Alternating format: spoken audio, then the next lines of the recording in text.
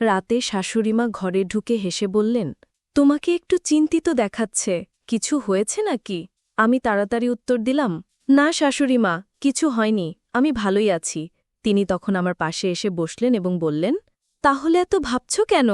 তারপর ধীরে ধীরে আমার মাথায় হাত বুলিয়ে বললেন, এভাবে মন খারাপ করো না। তার আন্তরিক ব্যবহার ধীরে ধীরে আমাকে স্বস্তি দিতে শুরু করল, যেন সব কিছু একটু চিন্তা হালকা হয়ে গেল।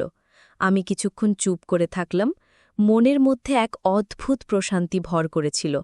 এক সন্ধ্যায় আমি ক্লান্ত শরীরে নিজের ঘরে শুয়ে বিশ্রাম নিচ্ছিলাম। চোখ বন্ধ করে শুয়েছিলাম, যেন সারা দিনের ক্লান্তি কাটানোর চেষ্টা করছিলাম। ঠিক সেই সময় শাশুড়িমা এসে আমার পাশে এসে বসে রইলেন। তিনি কিছু না বলে চুপচাপ আমাকে লক্ষ্য করতে লাগলেন। কিছুক্ষণ পর তিনি বিছানার চাদরটা নিয়ে আলতোভাবে আমার গায়ে দিলেন। তারপর ধীরে ধীরে আমার মাথায় হাত বুলাতে লাগলেন, যেন তার স্নেহময় স্পর্শে আমি স্বস্তি পাই এবং আরাম বোধ করি। তিনি আমার অনেক যত্ন নিতেন, আমি তাকে বারণ করতে চাইছিলাম। আমার কিছু বলার আগেই শাশুড়িমা হঠাৎ করে আমার ঠোঁটের সামনে আঙ্গুল রাখলেন। তিনি মৃদু কণ্ঠে বললেন, এই মুহূর্তে কিছু বলার প্রয়োজন নেই, বরং তোমার মাথায় একটু হাত বুলাতে দাও, এতে তোমার শরীরের ক্লান্তি কমে যাবে। আমার মনে তখনও কিছুটা অস্থিরতা ছিল। তিনি আবারও বললেন, অনেকদিন ধরেই কিছু বলার চেষ্টা করছিলাম, কিন্তু কখনো সাহস করে তোমাকে বলতে পারিনি। তারপর তিনি, হ্যালো বন্ধুরা, তোমাদের সকলকে আমাদের আজকের একটি রোমাঞ্চকর গল্পে স্বাগতম। আশা করছি গল্পটি তোমাদের ভালো লাগবে। গল্পটি শুরু হয় যখন আমি শহরে এসে শ্বশুরবাড়িতে থাকতে শুরু করি। আবার বয়স তখন ২৪ বছর। আমার মা-বাবা অনেক কষ্ট করে আমাকে উচ্চ শিক্ষা দিয়েছিলেন। পরে আমি চাকরি পেয়ে শ্বশুরবাড়িতে চলে আসি। আমার বাড়িতে মা-বাবা এবং স্ত্রী ছিলেন, তবে দুঃখজনকভাবে আমার স্ত্রী ১ বছর আগে একটি অসুস্থতার কারণে আমাদের ছেড়ে চলে যান। এর ফলে আমার শাশুড়িমা শহরে একাই থাকতেন, কারণ আমার শ্বশুর বিদেশে চাকরি করতেন। আমার শাশুড়িমা বাবাকে বলেছিলেন, কুনাল জামাইকে আমার কাছে পাঠিয়ে দাও, সে এখান থেকে নিজের দায়িত্ব পালন করতে পারবে। মা-বাবা ভেবেছিলেন এটা আমার জন্য ভালো সিদ্ধান্ত হবে, কিন্তু তারা জানতেন না যে এর পেছনে অন্য কোনো উদ্দেশ্য লুকিয়ে আছে। আমি আমার মা-বাবার কথা মতো শ্বশুরবাড়িতে থাকতে শুরু করলাম এবং সেখান থেকেই প্রতিদিন আমার কাজের জন্য বের হতাম। শাশুড়িমা প্রথম থেকেই আমার সাথে খুবই বন্ধুভাবাপন্ন আচরণ করতেন। তিনি প্রায়ই বলতেন, তোমার শ্বশুর বাইরে চলে যাওয়ার পর আমি একদম একা হয়ে গেছি। আমার একমাত্র মেয়ে, তোমার স্ত্রী চলে যাওয়ার পর আমার অনেক ইচ্ছাগুলো অপূর্ণ রয়ে গেছে। আমি প্রতিবারই শাশুড়ি মাকে শান্ত করতাম, বলতাম, আপনি চিন্তা করবেন না, বাবা শীঘ্রই ফিরে আসবেন। কাজ থেকে ফিরে আসার পর দেখতাম শাশুড়িমা আমার জন্য সব সময় খাবার তৈরি করে রেখেছেন। তিনি আমার পাশে বসে ভালোবাসার সাথে নিজে হাতে আমাকে খাওয়াতেন। শাশুড়ি মায়ের এই যত্ন দেখে আমি খুব খুশি হতাম এবং ভাবতাম উনি আমাকে কতই না যত্ন করেন। দিনগুলো স্বাভাবিকভাবেই কাটছিল, তবে ধীরে ধীরে আমার শাশুড়ি মাঝে মাঝে রাতে আমার ঘরে এসে থাকতেন। তিনি কখনো কখনো আমার মাথায় হালকা করে হাত বুলিয়ে বিশ্রাম নিতে সাহায্য করতেন, যা আমাকে মাঝে মাঝে একটু বিভ্রান্ত বা অপ্রস্তুত করে দিত। শাশুড়ি মায়ের বয়স তখন মাত্র ৩৮ বছর ছিল, কিন্তু তার স্নেহময় আচরণ সবসময় স্বাভাবিক ছিল। আমি রাতে প্রায়ই একটু দূরে থাকতে চেষ্টা করতাম, যাতে নিজেকে অস্বস্তি থেকে বাঁচাতে পারি। তাকে আমি অনেক সম্মান করতাম, কারণ তিনি আমার বউয়ের মা, মানে আমারও মা। আমি একজন সাধারণ মানুষ, আমারও আবেগ ছিল। যখন শাশুড়িমা আমার প্রতি যত্নশীল হতেন, মাঝে মাঝে ভেতরে একটা ভিন্ন অনুভূতি হতো। তবে আমি সব সময় নিজেকে সংযত রাখতাম, কারণ সম্পর্কের মধ্যে থাকা সীমাবদ্ধতাগুলো আমি সবসময় শ্রদ্ধার সঙ্গে মেনে চলতাম এবং তা কখনোই লঙ্ঘন করতে চাইনি। শাশুড়িমায়ের বাড়ি ছিল বেশ বড়, কিন্তু তার জীবনের একটি শূন্যতা আমাকেও কষ্ট দিত। তিনি সব কিছু থাকা সত্ত্বেও তার স্বামী প্রায়ই দূরে থাকতেন। শাশুড়িমায়ের এই একাকিত্ব আমাকে ভাবাত। যদিও আমাদের বাড়ির অবস্থা এত ভালো ছিল না, তবুও তার প্রতি আমার মমতাও কম ছিল না। শাশুড়িমায়ের বিয়ের ১ বছর পর তাদের এক কন্যা সন্তান হয়েছিল। যখন সেই মেয়ে ১৮ বছর বয়সে পৌঁছেছিল, তখন তার সাথে বিয়ে হয়, কিন্তু বিয়ের ১ বছরের মধ্যেই সে অসুস্থতার কারণে আমাদের ছেড়ে চলে যান। এর ফলে আমার শাশুড়িমার আর কোনো সন্তান ছিল না। আমি সবসময় ভাবতাম শাশুড়ি মা হয়তো আমাকে তার সন্তানের মতোই ভালোবাসেন, কিন্তু হয়তো সেটি আমার ভুল ধারণা ছিল। শাশুড়িমা প্রায়ই রাতে আমার মাথায় হাত বুলিয়ে বলতেন, তোমার শ্বশুরের খুব অভাব অনুভব করি। আমি তাকে শান্ত করার চেষ্টা করতাম, বলতাম শ্বশুরজি কাজের কারণে বিদেশে গেছেন, যদি তিনি দেশে কাজ পেতেন তাহলে কখনোই আপনাকে ছেড়ে দূরে যেতেন না। যখন তিনি ফিরে আসবেন তখন আপনার সব চিন্তা দূর হয়ে যাবে। শাশুড়িমার সব কথা শোনার পরও মাঝে মাঝে বলতেন, তুমি কি আমার কিছু আশা পূরণ করতে পারবে না?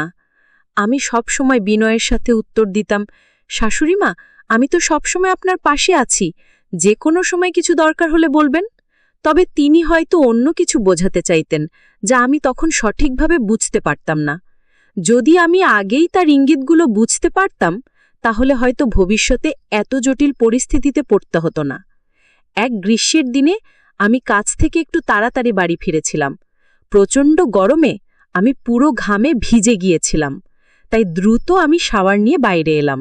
দেখি শাশুড়িমা ঘরের মধ্যে বসে আছেন, হাতে একটা তোয়ালে এবং আরেক হাতে ঠান্ডা শরবতের গ্লাস।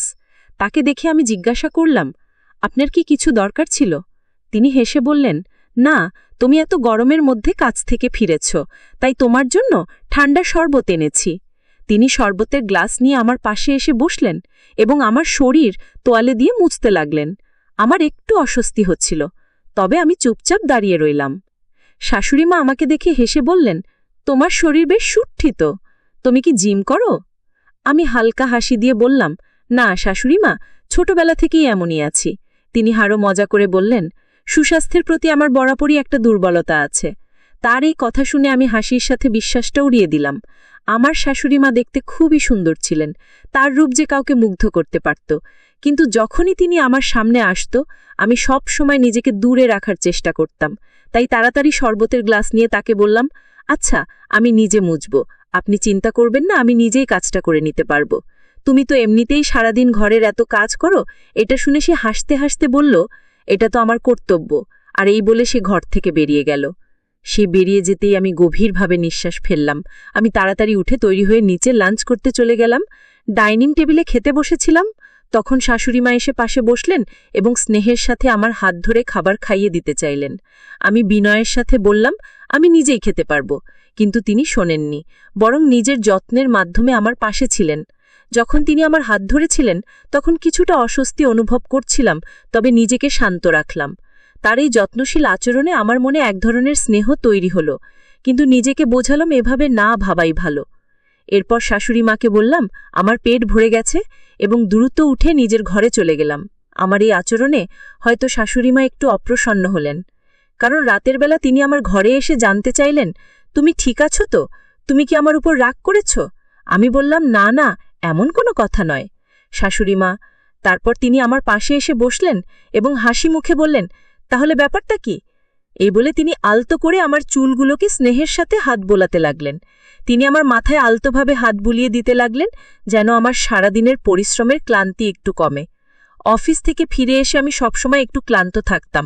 আমি চোখ বন্ধ করে শুয়েছিলাম, আর এটা দেখে শাশুড়িমা আস্তে করে বিছানার চাদরটা তুলে আমার গায়ে দিয়ে দিলেন আর বললেন, এসব ঠিক হয়ে যাবে, বেশি চিন্তা করো না। তিনি বুঝতে চেষ্টা করছিলেন আমার মানসিক অবস্থাটা, কিন্তু আমার মনের অস্থিরতা সহজে কমছিল না।